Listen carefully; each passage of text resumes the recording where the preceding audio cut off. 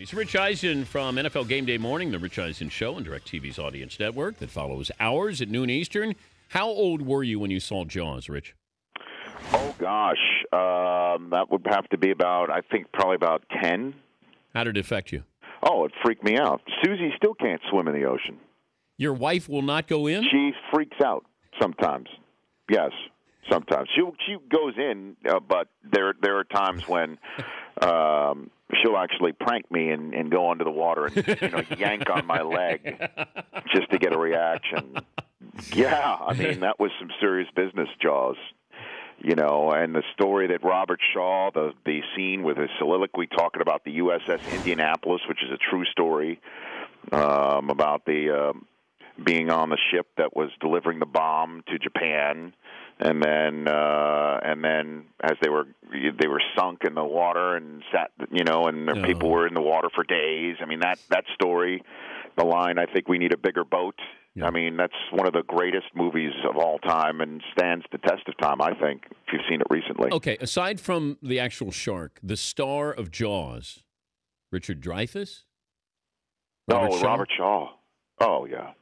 I would go Robert Shaw. Man, Dreyfuss was great. Dreyfuss was so good. Sneaky good. Roy Scheider. Roy Scheider was great, too. Yeah, I mean, and he was in the 70s. He's as good as they get. Marathon Man, he was in that film too. Roy Scheider is a great actor. Great actor. He was in The Sting too, but I loved. No, he was not in The Sting. Roy Scheider? No. Robert Shaw. Sting is one of my. Robert Shaw was in The Sting. Yeah. He's the Doyle Lonigan in The Sting. He's the one guy who gets duped. Oh, my gosh. The Sting is my favorite movie of all time. Number one. If you ask me the number one movie, I'd put The Sting number one, Godfather 1A, and then go from there. I love The Sting because you had, two powerhouse guys there. And when you had Paul Newman and Robert Redford at the top of their games. Right. And the storyline was great, too. I just thought it was fun the way they pulled it off. I refer to The Sting at this time of year, every year, Dan, the scene where it's the day of the Sting. And, obviously, spoiler alerts are off when the movie's damn near half a century old, but the day of the Sting and the hired gun that Henry Gondorff, Paul Newman, is hired to make sure that Hooker, Robert Redford, is safe and sound to be there for the day of the Sting. And he sees the hired gun come in, and his first thought was, uh-oh, and then Johnny Lee Hooker walks behind him, and Redford's there safe and sound, and he's relieved. That's the way I look when Mike Mayock arrives for the draft. I'm like, okay. Nice segue here. It is the truth. Every year I'm just like, okay, Mayock's here. He's good. He's healthy. He's sound. He's ready to roll. And thank the Lord for that. Okay. That's what I think of. Storylines for the draft. Yeah. You got where do you want to start with that?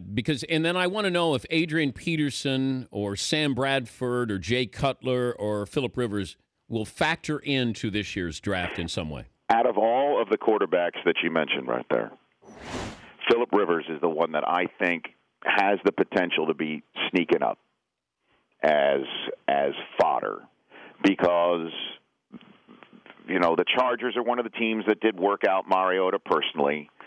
And Wisenhunt has a connection to Phillip Rivers when he was named an assistant coach of the year for being the offensive coordinator in San Diego. Obviously, that clicked very well. And Phillip Rivers is obviously not from Tennessee, spent time in North Carolina, he's from Alabama. Maybe this is it, where somehow, some way, I don't know how it could be flipped, how it could be worked. It could be in the same way that Phillip Rivers wound up in San Diego, that the Titans draft Mariota first, and then the trade happens. So in the same way that San Diego drafted Eli Manning first, and then when the Giants secured Phillip Rivers, that's when the trade was consummated. So maybe that happens. I don't think Cutler's going anywhere. His contract is guaranteed for 2 more years. If nobody wanted to raise their hand and take him now, it wasn't going to be the case. And Sam Bradford, you and I have discussed this already. I've said it on my show almost every single day. Nobody else is walking through that door in Philadelphia. This is Sam Bradford's show. Chip Kelly has chosen him. And Bradford is not, even if he is the trade chip that people still suspect him to be, they can't get up to number 2. They can't. They can't go from 20 to 2 without mortgaging their future. We've already seen what it costs to go up to number 2 and draft a Heisman Trophy winning quarterback that comes from a spread system in a way. We've seen it. We've seen it. We know it. And I don't think Philadelphia is going to pay that price. Adrian Peterson is an interesting story because why would Romo restructure his contract after DeMarco Murray is traded away? I know. So that's where we're connecting dots when it comes to him and Dallas and whether he gets reinstated on tax day to start this thing in full flame in time for a draft day trade. That is definitely going to be a storyline that becomes hotter and hotter over the next 22 days. But can he be reinstated but still be suspended for a couple of games in the upcoming season? He can be. I don't know. I mean, he's been suspended. They suspended him. Well, he technically could have come back at the end of last year. Then why is he meeting with the commissioner? Because he has to apply for reinstatement. The commissioner could keep him out past April 15th. See, I think it's all done. By which he could come back. I think it's done before the draft. I think Adrian Peterson's with a new team before the draft. Well, I don't know. It's all, and I've said this again on my show too, and I've said it to you too. I'll say it again. It's all about money. It always is, in the same way that LaShawn McCoy was shocked by the trade to Buffalo and was rumored to be not thrilled about going to Western New York outside of Pennsylvania playing football for the first time in his life until Buffalo guaranteed him all that dollars, and suddenly he's a happy camper. And if the Vikings go ahead and say all these, you have $45 million left on his contract, they say they pay X number of those dollars more than what they're willing to pay him right now. Guess where he's going to go play? He's going to go suit up in purple and talk about finishing his career there and how excited he is and everything's in the past. He's moving forward, or he really has some sincerely hard feelings towards upper management there and forces his way out. And this thing is quiet right now. The only thing that's not quiet is him walking on the streets of New York, walking into the commissioner's office, walking to the headquarters of the NFL because there's cameras everywhere, and Tony Romo restructuring his deal after DeMarco Murray goes out the door to create cap space for I don't know who or what. It could be something that the Dallas needed to do just to merely sign their rookies. I'm still wondering where that restructuring, what it helps to do for Dallas. If it's not Adrian Peterson, then who is it for? And again, that is a legitimate question over the next 3+ weeks. How do you think DeMarco Murray feels when he hears Tony Romo is restructuring his deal? I think what he feels is, give me the rock, Chip. You wanted a guy put his foot in the ground and a one-cut runner. Guess who that is? That's me. And when the schedule comes out, perhaps in the next 2 weeks, that's when I believe it's going to come out, is 2 weeks from now, that when that schedule comes out, let me see when that Dallas is on that schedule, and I circle it. That's what I think. You don't think he takes it personally that, hey, why didn't you do that for me? You're going to do that for Adrian Peterson? Well, I don't think, Romo has gone on record saying that he was up for doing it.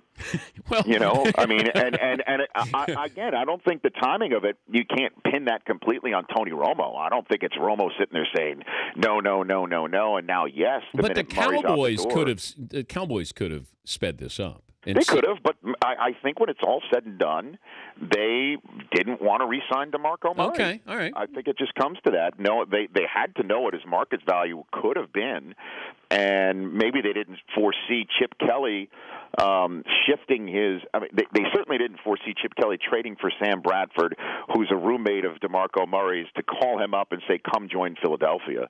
After Frank Gore was rumored to be going there anyway, I don't think Dallas saw that one coming. Nobody saw that one coming. I don't think Chip Kelly saw that one coming.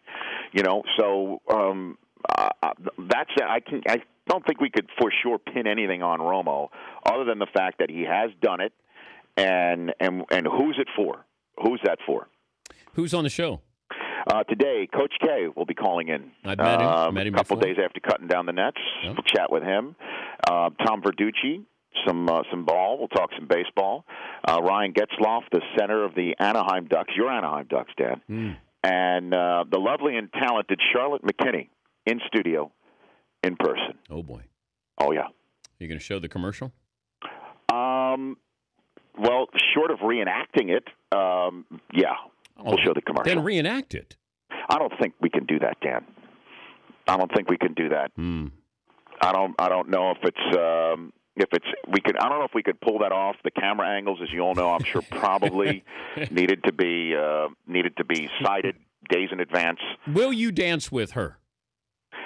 She's been eliminated from Dancing with the Stars. Stars. It doesn't matter. You can still dance with her. Which I believe is the latest sign of America's decline, that they would vote her off of Dancing. Will you dance with her? Would I dance with her? Sure, why not? Well, then do it. Well, what should I dance? Whatever she wants you to dance. The cha-cha? You could do Cajun two-step. You could go waltz. What is the Cajun two-step, Dan? I'll show you something. You know what? She might know. Was that what McLovin pulled off on Stainbrook the other day? Was that the Cajun two-step? That was the Kaminsky two-step is what that was. Yeah, that was. Okay, I saw that. That was a nice move. Yeah, he owned him. And I didn't travel, right, Rich? Sorry? I didn't travel, right? Well, if this is you guys do some way are an extension of the NBA, so no. In the NBA, that's not travel. And as Steve Levy says, they always make a run, right? You always make a run. You made a run on him. He's Rich Eisen. You can see his show on DirecTV's Audience Network coming up at noon Eastern, channel 239. Thank you, Rich. Adios, Steve. All right, that's Rich Eisen.